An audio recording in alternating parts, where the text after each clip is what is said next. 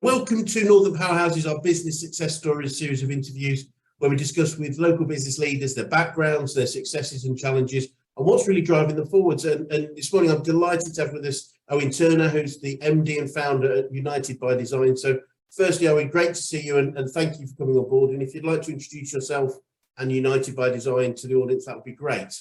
Yeah, thank you very much, Chris. Great to see you. My name is Owen Turner from United by Design. I'm the founder, MD and creative director. We've been in existence since I set up the business in 2008, and we're a brand and design agency based in York. Brilliant, brilliant. And perhaps we could start with asking you to tell a little bit about your background, how you got into business and why this particular one. So I suppose it started at school, like I'm sure a lot of people's kind of pathways into work start. I had a passion for art, CDT technology, woodwork, and then also sport as another side of kind of school. Had a huge passion and drive for both of those subject areas. Sport became my main hobby. I then followed creativity, I suppose, into college and then university. I was up in Yorkshire, over in Pickering, and then Harrogate for my foundation course, and then went down to the southwest to do my degree. And that's after my 3 years of graphic design and communication, I made that step into the real world of graphic design and got a job over in Bristol. I suppose my path into design was, or graphic design formally, was inspired by work experience. So I did some work experience as a printers whilst I was at school. I went into Manchester Met's council's town planning and architectural department, which was fascinating. And I also got to work with a graphic designer there.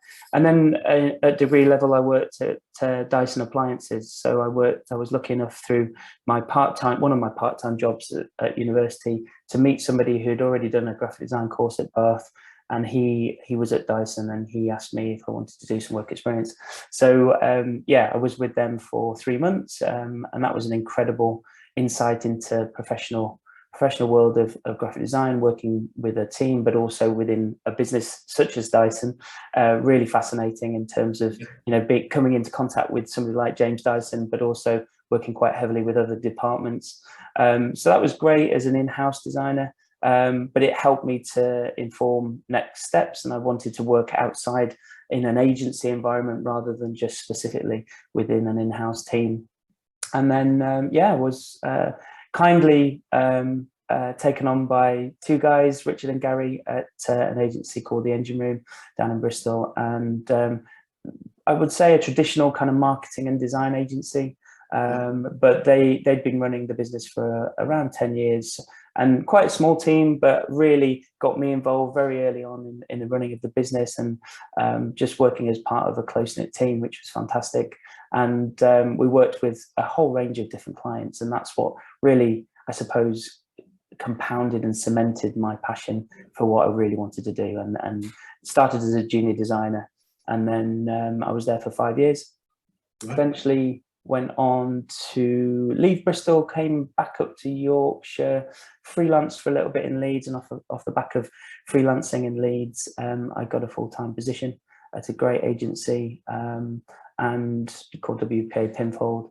And from there, worked as a middleweight and senior designer in an incredible business, and really cut my cloth, I suppose. And that was something that I really wanted to be able to do, learn the craft and the strategy and the thinking around not just graphic design as a process, but understanding how it can help business, how it can really transform and change businesses and organizations.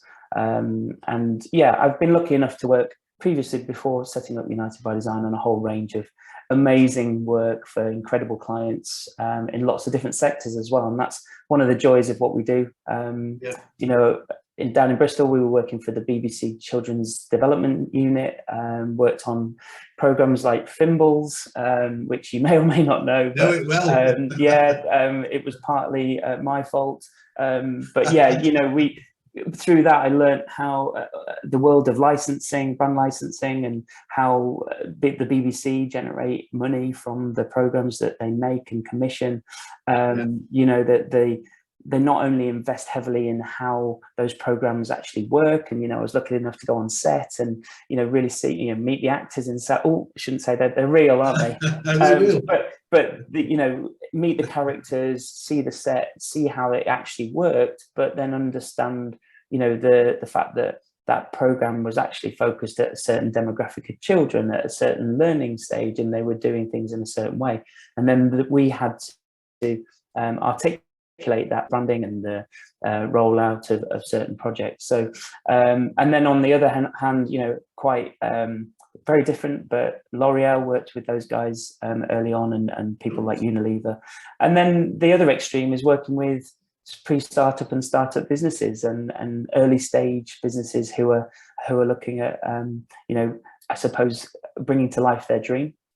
They may be working together in collaboration with another co-founder or co-director, and then again working with them along their journey. And sometimes we do quite a lot of front-end loaded project work, or we might do a little bit, then leave them alone. They progress a couple of years, then you keep that relationship going. So yeah, working with SMEs is fantastic. But yeah, very lucky to have worked across many sectors, from energy to you know, charity work, you know, again, from the disciplines of brand identity at the core of most of the work that we do, through to you know, rollout of print, packaging, websites. And then 2008, I took a big step. Felt like I'd got enough confidence to maybe go and explore things on my own. Initially started to look at setting up with a friend from university. That didn't unfortunately quite work out as we planned, but you know, we're still good friends, which is a relief. And yeah, I set out as most people do in their back bedrooms, and that's when United by Design was formed. And yeah, it's been a roller coaster ever since. It feels like yesterday in some respects, but you know, having set up in a recession, and then all the other things that have come along the way. So initially set out with me on my own, and then grew with an intern who then became my first employee from York St John University, which was wonderful. I'd always wanted to set out not just as a sole practitioner. I wanted to build a team, and I think that was probably some of the inspirations from working with or playing sport, should I say, you know, working with a team to drive forward. I liked individual sport. I used to do athletics and things like that, but really, I suppose the heart would race and really get engaged when I was working with a team. So you knew that was something that I wanted to do. And yeah, we built up to, I think the most we had in the team in the studio was 9.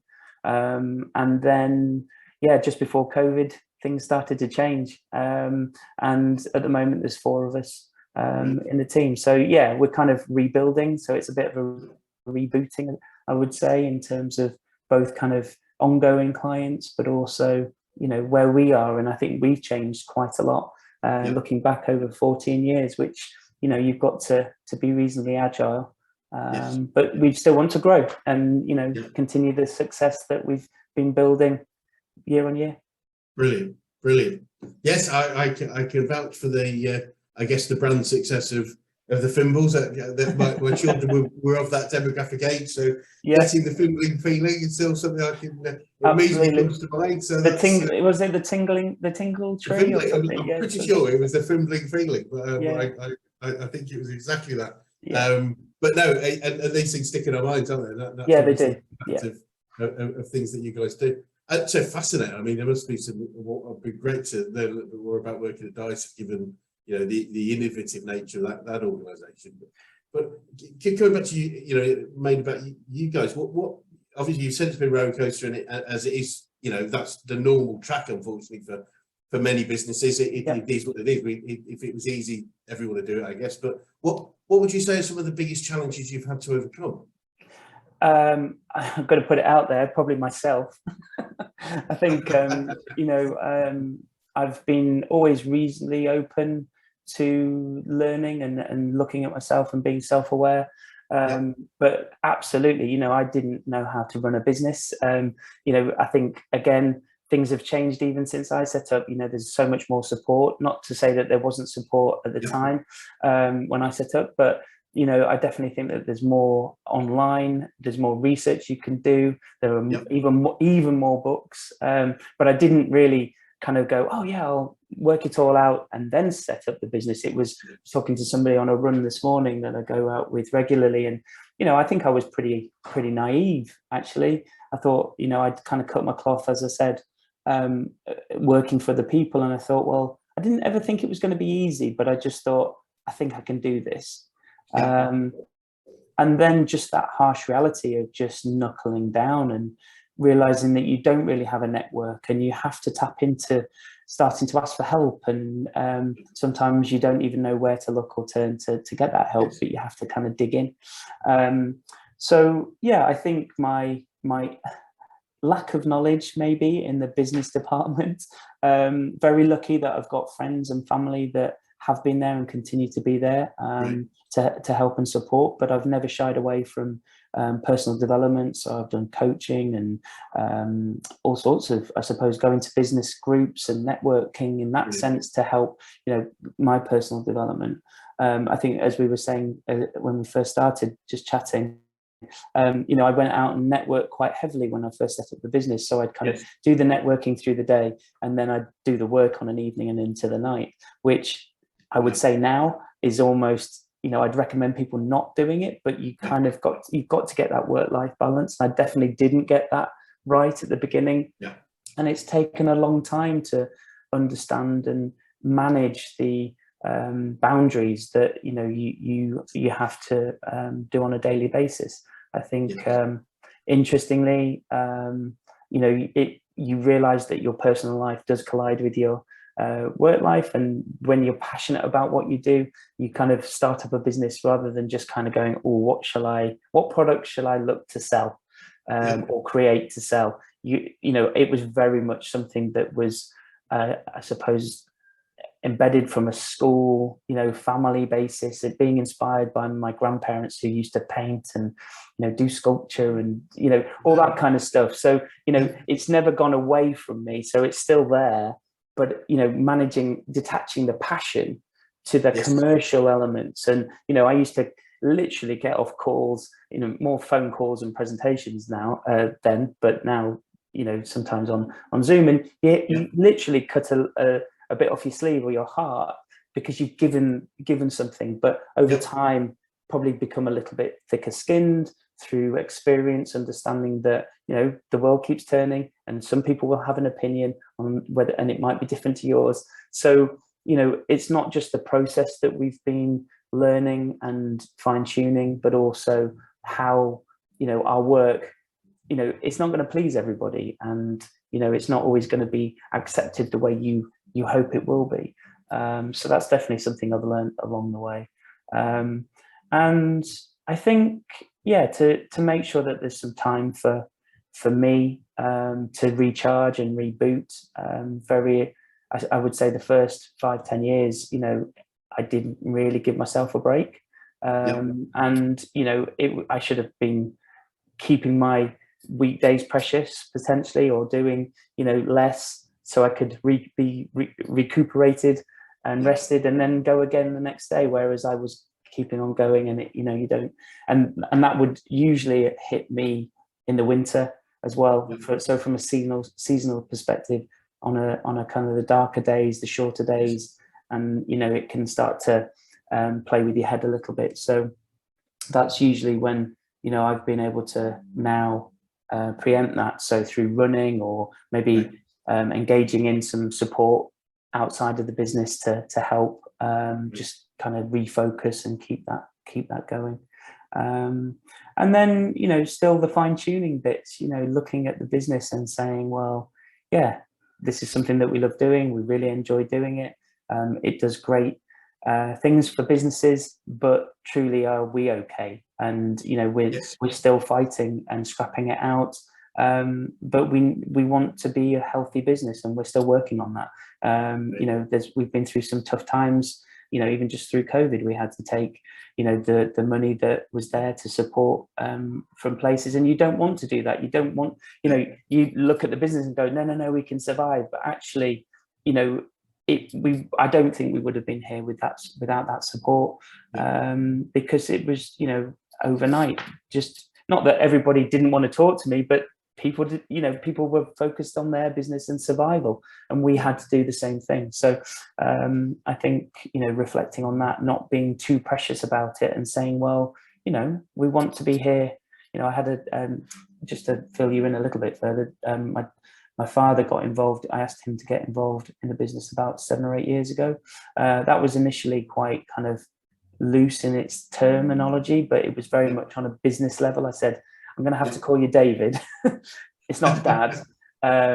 It's, you know, it's very much a transaction, but you are still my dad, and I understand that. But, you know, and there will be some tension there because I'm your son, but I want to tap into the support and knowledge and experience that he has, and he was willing to do that. And he's still, so he's a director and co-owner, but very much more on the kind of operations side. And I know that if he had been there through other trials and tribulations and challenges that we had or have had, you know, again, I think I would have struggled to keep on with, you know, the business as a whole.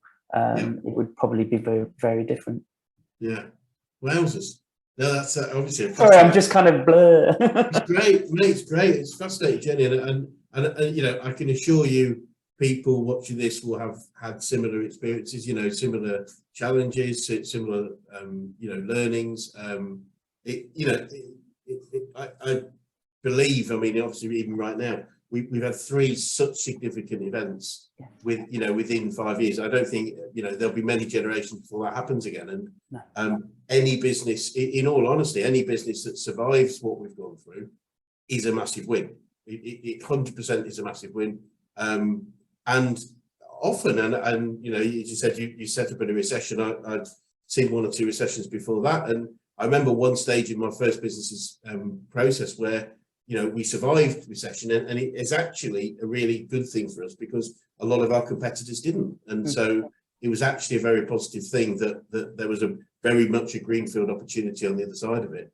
But and also, sorry. No. I was just going to say, I think that resilience that you build up through those experiences, but I think you're right, that opportunity, and that's not in a negative sense, a cynical sense. It's about, as I said, that rebooting of going, who are we? Like, why, you know, we're different to when before COVID. We can't not be, even if, you know, let's say that we had all of the same clients with the same team, we'd still be very different because the world's changed. And I think, again, just having that awareness and understanding, I think, you know, if you haven't been through some, and I know trauma, I think, is probably the too heavy a word, but I think you know, having, again, broken my leg and dislocated my ankle 2 weeks before my son was born, which was basically the first couple of months of running the business, definitely, you know, physical trauma that, you know, it's definitely still with me when I run. I mean, it's still throbbing from this morning's run,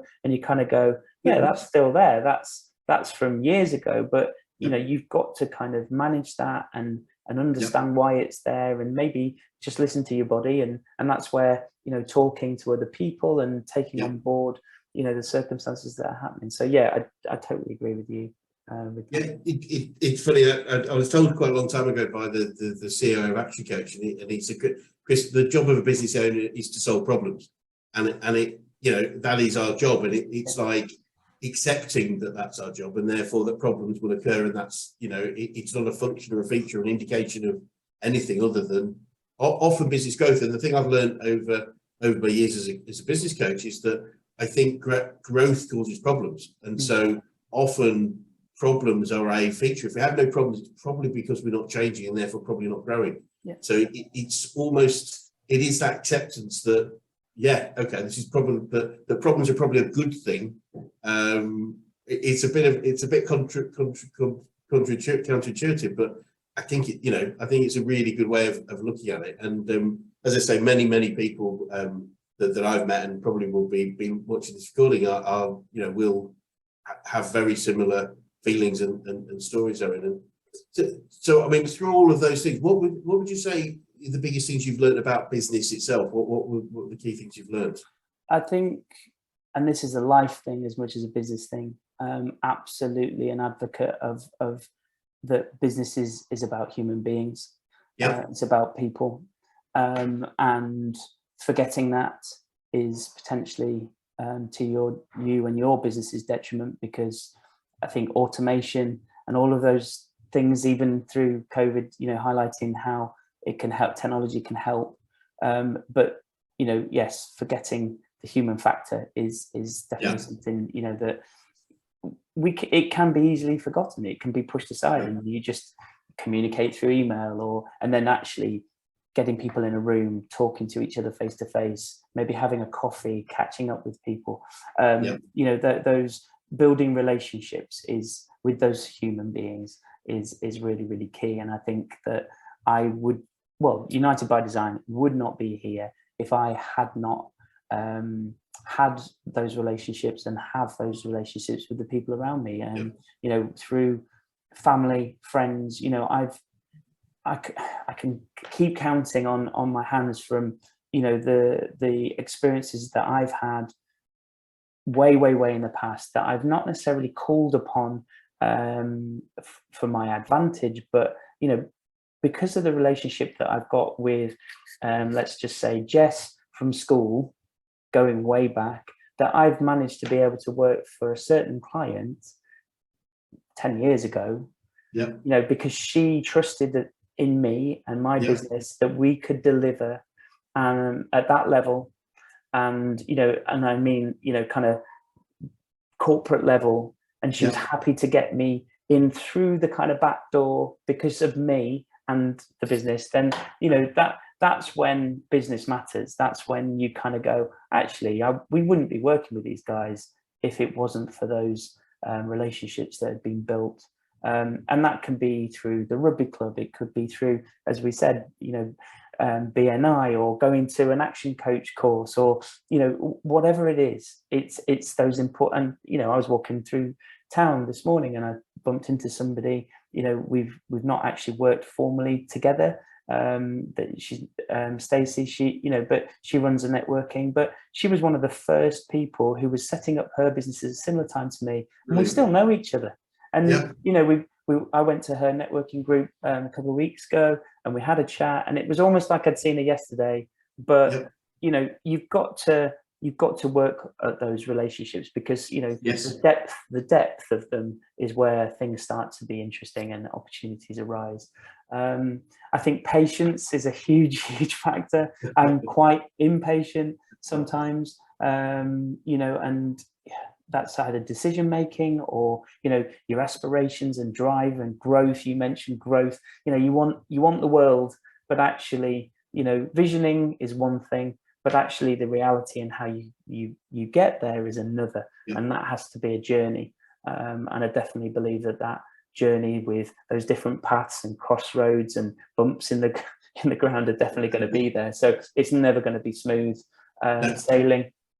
So and I think the confidence builds definitely through experience. And I say to the team, or have said to the team many times, there are occasions almost daily where I go, I've never done this before and I don't know what to do. Sometimes I'm like, I can get back to people and I can have a meeting and be super confident, but actually realizing that there will be, every day's a school day. And wherever you are, in whatever I can't remember the name of the book, but it's the one about the New Zealand rugby team.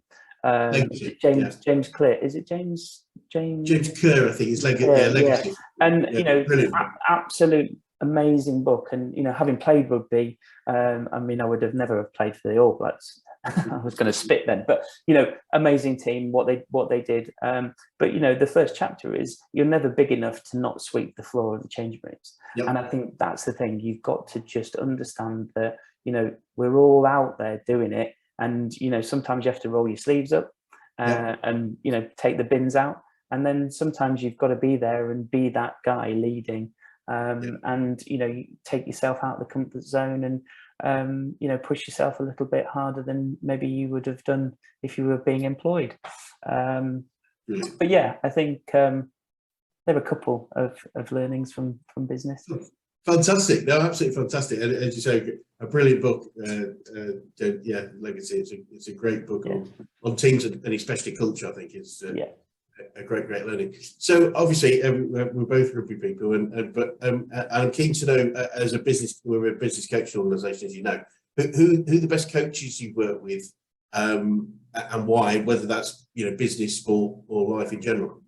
Yeah, I think I was very lucky at an early age to enter a club at Moulton and Norton before they became probably what they were maybe even 10, 15 years ago. But they were very much grassroots, working hard to achieve great results, but at a grassroots level, and do what they could to progress through that. And they were doing pretty well from a senior team level, but they weren't professionals, but some people were moving on, but they had a structure, and they went from juniors through to Colts, and I entered the Colts team not long after being up in moving up to Yorkshire from traveling around with the family, moving up the country, and we settled in Yorkshire.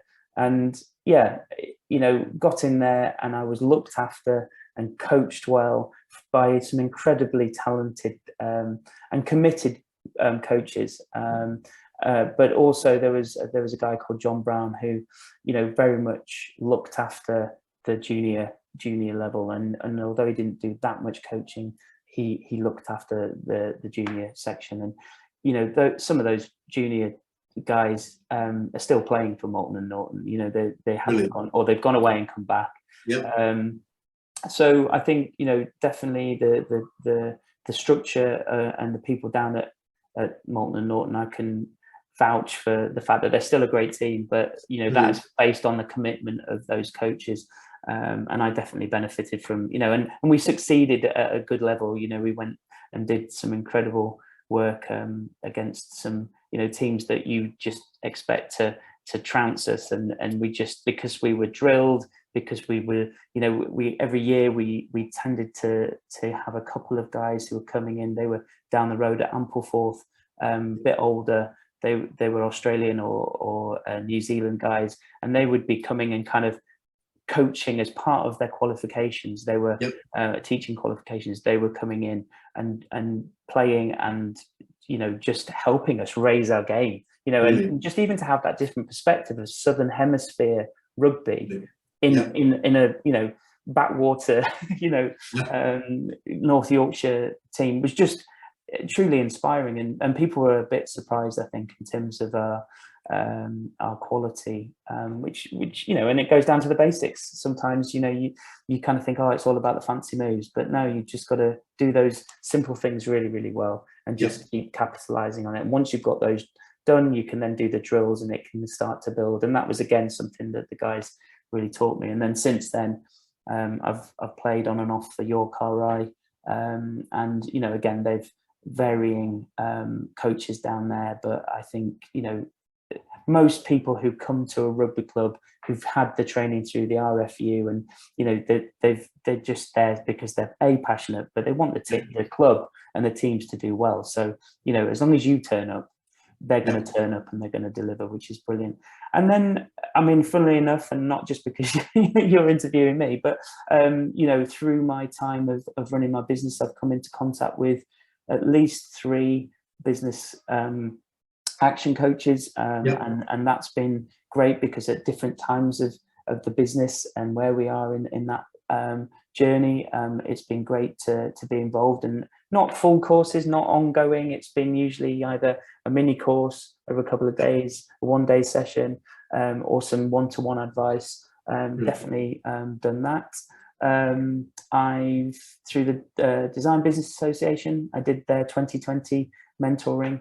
I've done that twice, so I did that very early on, and that was almost, I felt almost like I wasn't quite where I should be, and that was a bit of a mind boggle, and maybe my aspirations and pushing too hard I needed to just slow down and Yeah. maybe do some of the things that I should be doing in a more focused way first. But I did that twice, and definitely both sessions really helped me remind me why I was doing what I was doing, running a design agency and doing something that I loved. But fundamentally, it was having an impact on the businesses and organizations that we were working with. So that was very, very insightful. And I think as an organization, they've continued to help us within the sector. And then, yeah, like I say, I've tapped into a few people that I've met along the way with regards to their skills and experience. So I've done some confidence coaching. I've worked with the FSB on a bit of kind of one-to-ones, and also I was going to say the IOD, but it's not. But yeah, I've benefited truly from realizing, and I think it's probably because of sport, knowing that, you know, when somebody is employed to help you focus on even how to stretch properly to help you perform better, there's a reason for doing it, and you will benefit from it if you keep going with it. And that's like business, you know, how do you flex a business? Well, you have to have a load of the cornerstones of business in place, so you then know that you don't need to worry about that, and you can focus on a number of other things. So yeah, absolutely, it's hugely beneficial. And you know, I can't, not just, and it's not just because you're in. There's no need, honestly.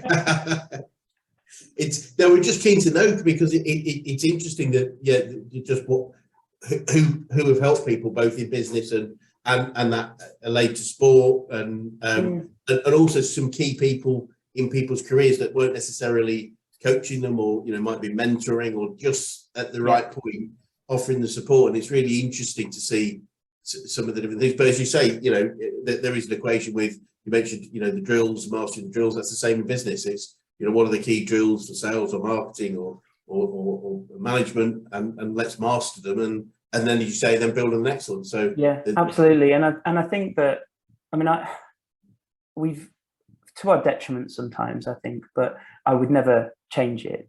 But because I've been given opportunity in business in terms of getting into something that I really wanted to do. I mean, and I have worked for it. I do believe that I've dug in and I've done my hours. But in terms of, you know, I was given an opportunity by Richard and Gary, for example, and Miles at WPA. People have helped me when I've picked up the phone and said, you know, when I was looking for my job down in Bristol, I spoke to, if people remember the Yellow Pages, I went through the Yellow Pages, and, you know, I spoke to people, and, you know, I was really nervous, but some people were a bit rude and didn't really help. But, you know, I was asking a couple of key questions, and I eventually got to Gary and Richard, and then they gave me that time and I had to do 3 interviews, and then I got the job. But we've always supported since the very beginning, and Annabelle was definitely the first person for United by Design. But we've taken on graduates. We've always done work experience, and you know, that's from, I think we've had a client's daughter in at the age of 7, and the eldest we've had in is somebody who was changing careers, literally going from one sector to another, and needed some help and support. And that person was 43. So, you know, and everybody in between. And I, you know, I still stand by that being something that we can give back, because again, it's not necessarily business coaching or coaching but it's the opportunity to be able to have that safe space. And, you know, sometimes I feel guilty not being able to necessarily support people as much as I can within a week, or the team being able to, because we are running the business, and sometimes it's very difficult to give that time truly whilst those people are there. But I definitely think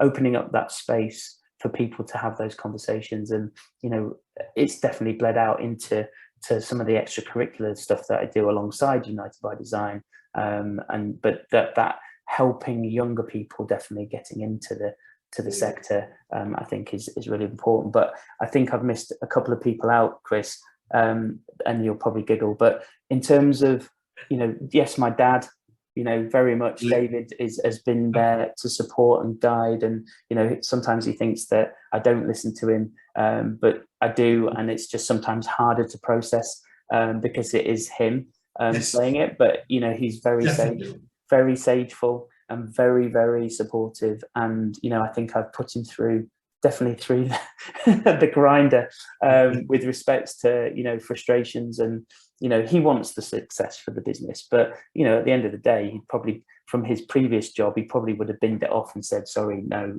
you know, you need to close it down. But he's stuck with it, and he's learned a lot, I think. But equally, I've got to definitely not just say thank you, but you know, definitely respect the fact that he's coached and mentored and all sorts of things. And then probably a very kind of, I don't forget, but, you know, at the end of the day, I wouldn't have been able to do what I do without my wife. You know, when I first set up, Caroline was there because I naively just went ahead and kind of did it. And, you know, not necessarily a massive mistake or a regret, but in terms of Caroline just kind of not just soaking it up, but just being there as a rock of, you know, she kept the stability and has always maintained that for me.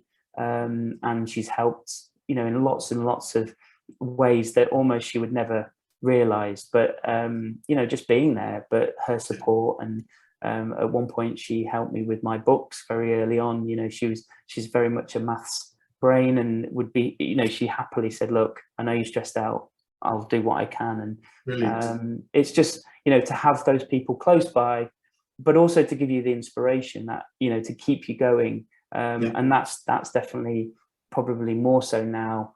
You know, as I mentioned, Sam came on board as our first child not long after I'd set up the business, and he's now 13. And Sophie came along, and then so she's nearly 11.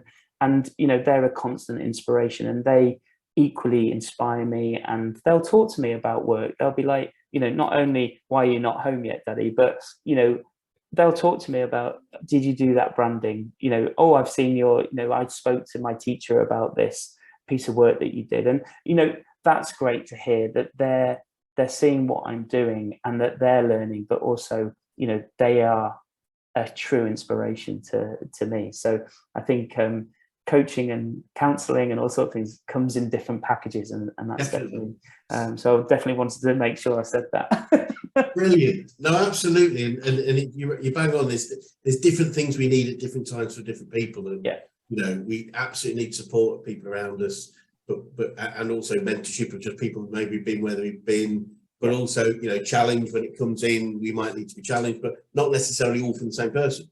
And you know, sometimes we just want some people that will support us, and you say be the rock there, that you know, there's a constant, because often, you know, the outside world, the business world is total lack of constants. And I think, yeah, absolutely. And, you know, you sometimes think, oh, you know, my friends are my friends, and, you know, you go out and you might have a couple of drinks or go out for dinner with them, you know, go around to somebody's house for the afternoon.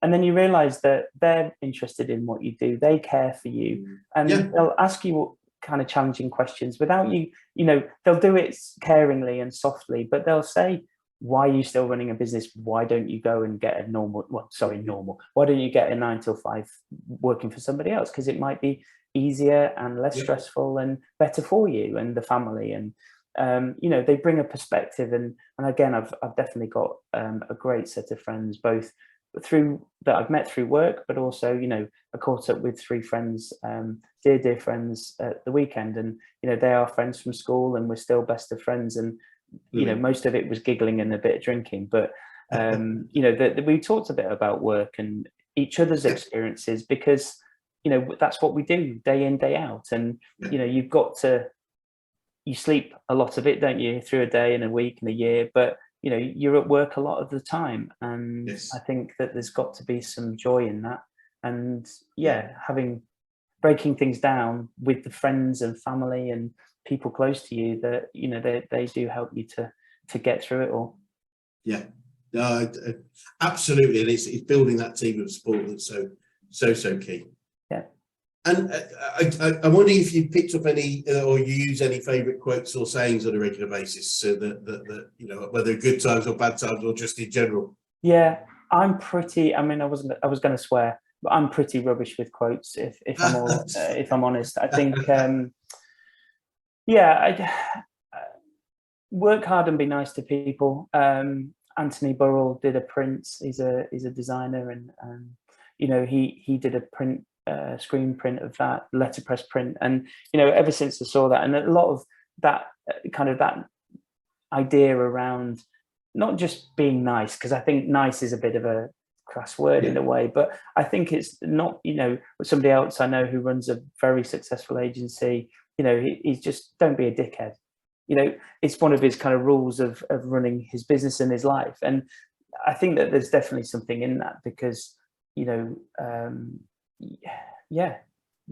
how are you going to get on in life? Because then eventually it's going to come back and bite you in some form. And it's not about necessarily the fact that you're going to, get punched, but I think it's just being very mindful of, not necessarily burning bridges. I was very conscious of leaving my old place of work on the best terms I could. And, that was something that was kind of in my mind. Not that I've ever, I bumped into Miles a couple of times. We've been fine with each other, but, at the end of the day, I know that through now experience, it's really hard when you have an employee leave under whatever circumstances. And, he was reasonably gracious in saying, okay, I won't see you later. But then he kept me on as a freelancer. He could have just gone and left me to it. Now, he did that to help the business, but equally, I do believe that if I was a very different person, I might not have been given that opportunity to keep freelancing. And that helped me set up United by Design, because there was a balance there. And I do believe if I was a very different person, I may not have had that opportunity. So, that's a very weak example, but I think it's absolutely making sure that, you want to be treated like, treat others how you want to be treated. Because I think, again, similarly, it's about making sure that you respect other people's lives and what might be going on in theirs, because it's not just about you. You might get an RC email from somebody, but might not be anything you've done. It's the fact that they're just having a tough day at the office, and that perspective that you get. And I definitely think that that's a big thing. In terms of quotes, unfortunately, if my best friend Rob was here, he'd be able to quote a whole load of people and very poignant things. But I think the essence of being true to yourself, be as honest as you can be, and make sure that there's that joy and happiness somewhere every day. And it could be that you have to pick up the phone and speak to your best mate or your partner or whoever. But work and life is tough, but find those little bits of joy. I'm not going to probably say anymore, because I think otherwise I'm going to dig myself into a hole. No, all good. And what would you say you've learned about yourself throughout your career? I'm still learning. Absolutely. I think I need to slow down more. I think I need to make that space, just to even not just think or have a sleep, but just to slow down a little bit and kind of think. And I don't mean that by stopping the vision of success or growth, but making sure that I make a bit more time to just think about things in probably a little bit more of a strategic way, even though we have to do that every day. We're doing it for our clients, but I think it's, just giving both out in and outside of work. But I think, I did question, and this came up with David, whether we should be doing what we're doing. We had to definitely hold that mirror up. And, I'm definitely, having worked hard at it, but also be a little bit lucky. You make your own luck, but I get out of bed and I feel lucky that I'm doing something that I really, really enjoy. And even when it has been the dark times, it's still helped me to get out of bed.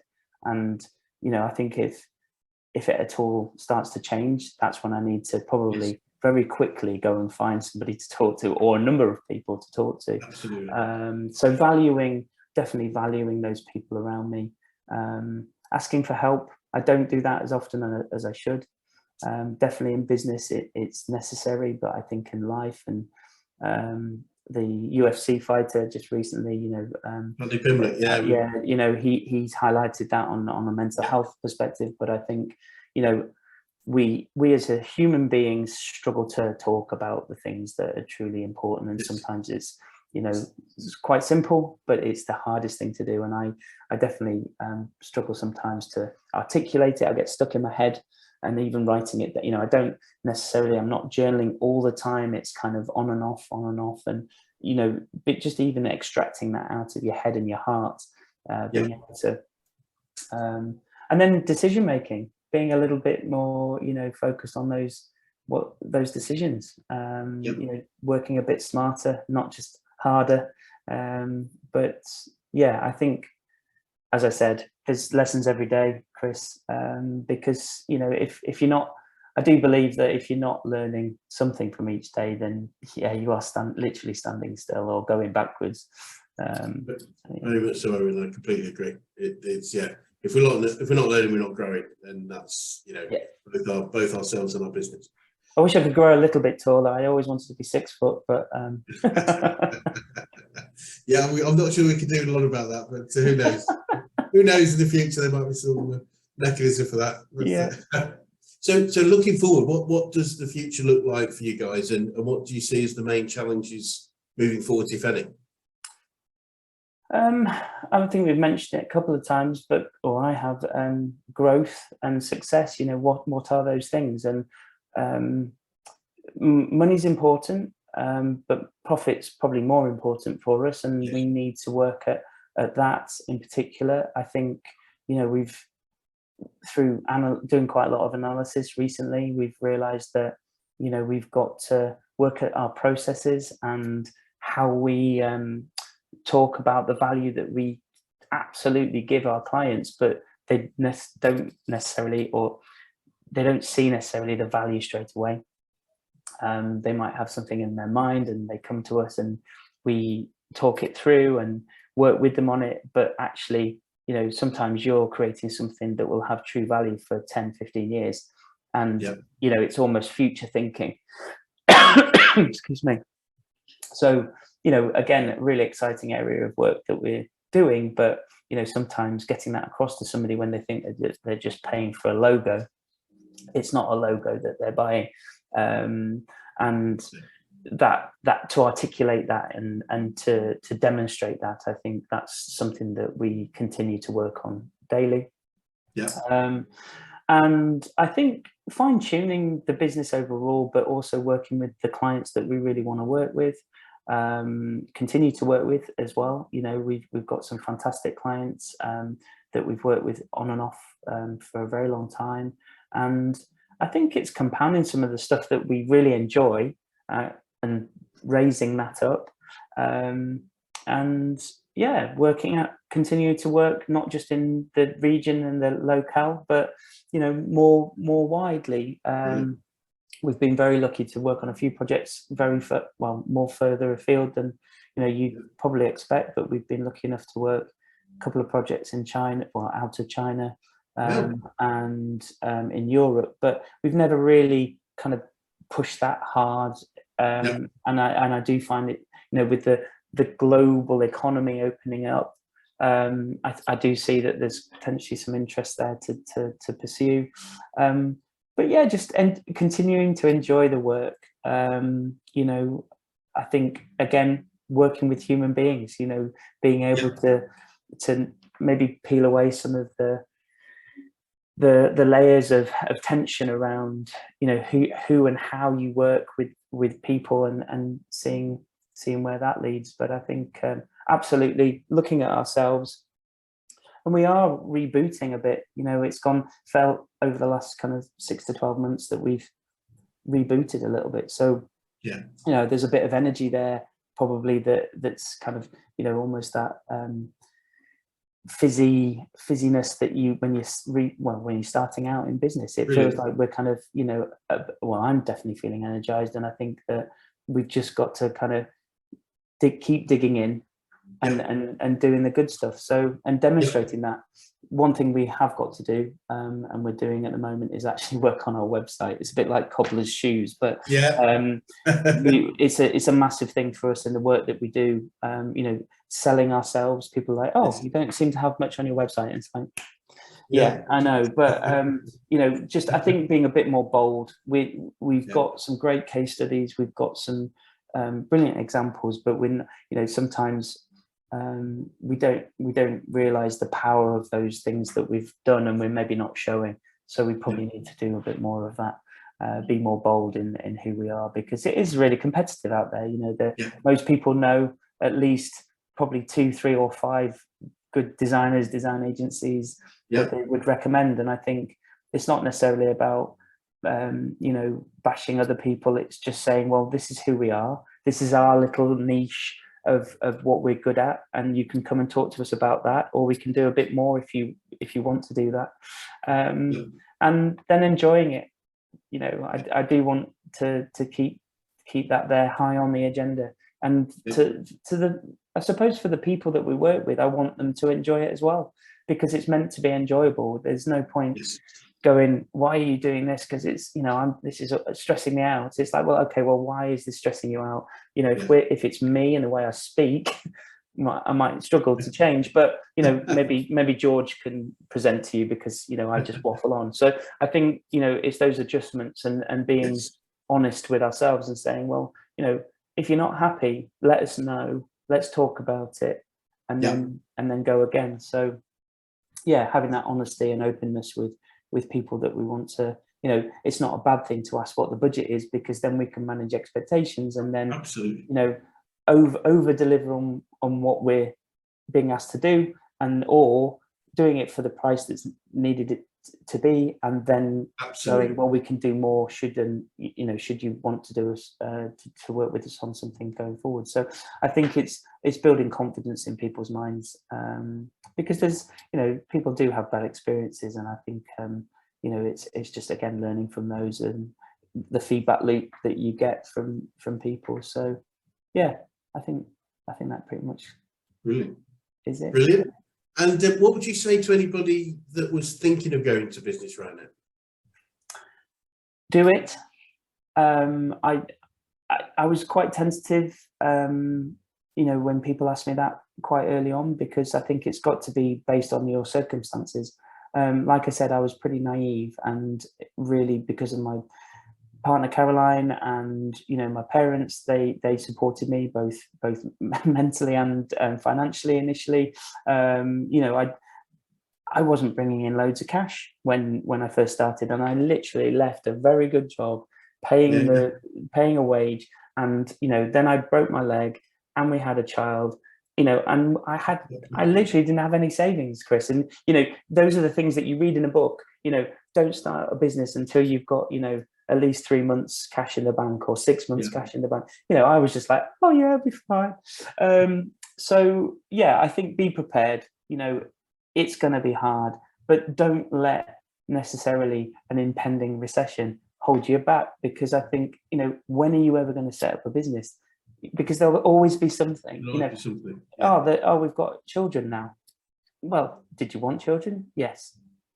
Have you got children? Well, we now have children. So life still goes on. And I think if you've got the passion, if you've got the drive, definitely ask for help. You know, if you're kind of looking around, you know, I definitely got taught by people like yourself, you know, the cornerstones of business, get those things in place. You know, don't just rely on yourself doing everything. The DIY, doing it all on your own, is a fallacy. You can't. You can do certain things to a certain level, but you know, see how much a bookkeeper costs, because I can guarantee, having done it for 4 years in a row, you don't want to be doing your books at Christmas.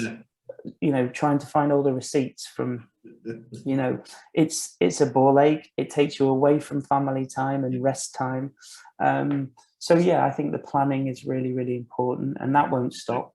And yeah, do your research, do the things that I think most books and podcasts will tell you. You know, that ultimately most businesses are structured very similarly. But then, you know, if you're a service, that's one way of working a business. If you're driving products, that's another way. But get those, and you will not do it all in one go. You will not become like, you know, in my mind at the very start, and I was doing visioning, it was like top 100 UK design agency, blah, blah, blah. And you kind of go, yeah, maybe one day. But to have that vision is good. But, you know, it's about scalability and you know, being realistic. Yeah. You will keep moving forward. It's like the Olympians with Great Britain team, that 1%.